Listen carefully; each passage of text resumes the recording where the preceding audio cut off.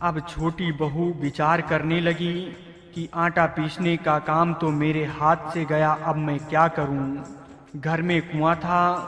रोजाना सुबह एक नौकर घर में पानी भरने के लिए आता था। छोटी बहू ने सुबह जल्दी उठकर स्नान करके कुएं से पानी भर दिया। नौकर आया तो उसने देखा कि सब बर्तनों में पानी भरा हुआ है। वो बैठ गया। सेठ आया तो बोला कि बैठा क्यों है, पानी क्यों नहीं भरता। नौकर बोला, आप देखो सब पानी पहले से ही भरा हुआ है, मैं क्या करूं। सेठ बोला कि पता लगाओ पानी किसने भरा। सास ने छोटी बहू के पास जाकर कहा, बहू पानी तूने भरा। बहू बोली, माँ जी आप चुप रहो, मत बोलो। आपके बोलने से मेरी कमाई चली जाती है। आपने बैसाख महात्म सुना है कि नहीं? बैसाख के महीने में पानी पिलाने का बड़ा महात्म है। पानी पिलाने का जितना पुण्य है उतना अन्न देने का नहीं, क्योंकि अन्न तो दिन में एक दो बार ही खाते हैं, पर पानी दिन में कई बार पीते हैं। पानी से स्नान करते हैं, कुल्ला करते हैं, हाथ धोते हैं, पैर धोते हैं। पानी ज़्यादा काम में आता है। दूसरे दिन सास जल्दी उठकर कुएं पर चली गई और पानी खींचने लगी। दूसरी बहुओं ने देखा तो बोली, हे माँ जी आप ये क्या करती हो? लोगों में हमारा मुंह काला होगा कि घर में इतनी बहुएं बैठी हैं और सास पानी भरती है। सास बोली, बूढ़ों को तो जल्दी मरना है, इसलिए उनको पहले काम करके पुण्य कमाना चाहिए। तुम लोग तो पीछे भी कर लोगी। अब क्या बहुओं ने भी पानी भरना शुरू कर दिया? सेठ ने देखा तो कहा कि नौकर निकम्मा बैठा है, इसको छुट्टी दे दो। ये बात छोटी बहू ने सुना तो सास के पास गई और बोली, मेरी प्रार्थना सुनो। पिताजी से कहो कि नौकर को छुट्टी ना दें। ये गृहस्थी आदमी है, बेचारी की कमाई होती है, इसको छुट्टी ना देकर दूसरे काम में लगा दें। इस बात का सास पर असर पड़ा कि छोटी बहू का कितना अच्छा भाव है, ये कितनी समझदार है। अब छोटी बहू ने विचार किया कि रसोई भी सब बनाने लगी, आटा भी सब पीसने लगी, पानी भी सब भरने लगी, अब मैं क्या करूं। घर में जूठे बर्तन मांजने के लिए एक नौकरानी आया करती थी। छोटी बहू राख लेकर कोने में बैठ गई और अपने सब बर्तन मांज दिए। नौकरानी दूर बैठी थी। सास ने देखा तो बोला, हे बहू विचार तो कर, बर्तन मांजने से तेरा गहना घिस जाएगा, कपड़े खराब हो जाएंगे, फायदा क्या होगा। छोटी बहू बोली, हे माँ जी ऐसी बात नहीं है, आप चुप रहो। सास बोली, बता तो सही क्या बात है। बहू बोली, हे माँ जी जूठन उठाने का बड़ा महात्म है। आपने महाभारत में कथा नहीं सुनी? पांडवों ने यज्ञ किया तो सबसे पहले भगवान श्री कृष्ण का पूजन हुआ। उन्हीं भगवान श्री कृष्ण ने सबकी जूठी पत्तलें उठाने का काम किया। जितना छोटा काम होता है उतना ही उसको करने का ज़्यादा महात्म होता है।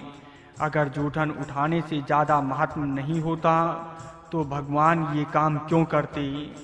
दूसरे दिन सास बर्तन मांजने के लिए बैठ गई तो छोटी बहू ने कहा, हे माँ जी मेरी बात सुनो, इस थाली कटोरी गिलास पर तो मेरा ही हक लगता है, क्योंकि ये मेरे पति देव के हैं, अतः इनको मैं मांजूंगी। सास बोली, जा तेरा पति पीछे है, मेरा बेटा पहले है, इसलिए मैं मांजूंगी। इस तरह बर्तन मांजने के लिए खटपट होने लगी। आखिर सब बहुओं ने बर्तन मांजने का काम शुरू कर दिया। छोटी बहू विचार करने लगी कि अब मैं क्या करूं। सुबह रोजाना झाड़ू लगाने के लिए नौकर आया करता था। छोटी बहू ने सुबह जल्दी उठकर सब जगह झाड़ू लगा दिया। नौकर ने आकर देखा कि सब जगह झाड़ू लगा हुआ है तो वो बैठ गया। सास छोटी बहू के पास गई और बोली कि झाड़ू तूने लगाया है क्या? छोटी बहू बोली, माँ जी आप चुप रहो, मत बोलो, आप बोलती हो तो मेरे हाथ से काम चला जाता है। सास ने कहा, झाड़ू देने का काम तो नौकर का है, तू झाड़ू क्यों देती है? छोटी बहू ने कहा, हे माँ जी आपने रामायण नहीं सुनी क्या? वन में बड़े बड़े ऋषि मुनि रहते थे, पर भगवान उनकी कुटिया में जाकर पहले साबरी की कुटिया में गए, क्या कारण था? साबरी रोजाना रात में झाड़ू देती थी, पप्पा सर का रास्ता साफ करती थी, जिससे ऋषि मुनियों के पैर में कंकड़ ना चुभे, इसलिए इस सेवा का बड़ा महात्म है। सास ने देखा कि ये छोटी बहू सबको लूट लेगी, ये सबका पुण्य अकेले ले लेती है। अब सास ने और सब बहुओं ने झाड़ू लगाना शुरू कर दिया।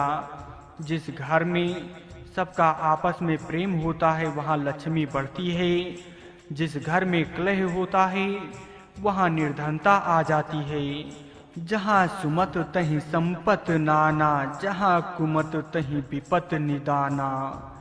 सेठ की दुकान में अधिक धन पैदा होने लगा। सेठ ने सोचा कि स्त्रियों के पास भी अधिक धन आना चाहिए। उसने घर की सब स्त्रियों के लिए गहने बनवा दिए। गहना स्त्रियों का धन होता है जिसमें पति का भी हक नहीं लगता। अब छोटी बहू ससुर से मिले गहने लेकर बड़ी जेठानी के पास गई और बोली कि आपके लड़का लड़की हैं, उनका विवाह करोगी तो गहना बनवाना पड़ेगा। मेरे तो अभी कोई लड़का लड़की नहीं है, इसलिए इन गहनों का मैं क्या करूंगी? मेरे पिता ने मेरे लिए खूब गहने दिए हैं, वे सब मेरे पास तिजोरी में पड़े हैं। सास ने देखा तो छोटी बहू के पास जाकर बोली, हे बहू ये तुम क्या करती हो? तेरे ससुर ने सबको गहने दिए हैं। छोटी ने बोला, माँ जी आप चुप रहो, आपको कोई बात कहना तो गांव में हल्ला करना है। काम धंधा करने से पुण्य होता है, तो क्या दान करना पाप होता है? वस्तु देना तो बड़ा पुण्य है। सास को बहू की बात लग गई। वो सेठ के पास गई और बोली, आपके नौकरों को मैं धोती साड़ी दूंगी। सेठ बहुत राजी हुआ और पहले नौकरों को कुछ देते थे, ये तो लड़ पड़ती थी, पर अब कहती है कि मैं दूंगी। अब सास भी दूसरों को वस्तुएं देने लगी, बहुएं भी वस्तुएं देने लगी। घर में वस्तुएं हो गई ज़्यादा और आदमी हो गए कम। उनके दो ही काम हैं, काम धंधा खुद करना और वस्तुएं दूसरों को देना। ये दो काम होने लगे तो घर में खटपट मिट जाए, शांति हो जाए। दूसरे लोग भी सोचते हैं कि कन्या देनी हो तो ऐसे घर में दो जिसमें वो सुख पाए, कन्या लेनी हो तो ऐसे घर की लो जिससे हमारे घर में भी सुख शांति रहे। साधु भी ऐसे घरों की शिक्षा लेना चाहते हैं। गीता ने कहा है, श्रेष्ठ मनुष्य जो जो आचरण करता है दूसरे मनुष्य वैसा ही वैसा आचरण करते हैं। वो जो कुछ प्रमाण कर देता है दूसरे मनुष्य उसी के अनुसार आचरण करते हैं। इस लोक में श्रेष्ठ मनुष्य के आचरण के लिए तो 5 पद आए हैं, यत यत तत् तत् यवम यो। ये प्रमाण वचन के लिए केवल 2 पद आए हैं, यत और तत्।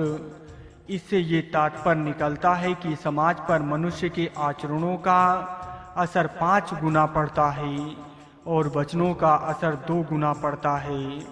छोटी बहू ने आचरण किया, केवल व्याख्यान नहीं दिया, इसलिए उसका असर पूरे घर पर पड़ा, जिससे पूरे घर का सुधार हो गया। इतना ही नहीं, पड़ोसियों पर भी उसका अच्छा असर पड़ा, जिससे उनके घर में भी सुधर गए। एक घर का सुधार होने से अनेक घरों का सुधार हो गया।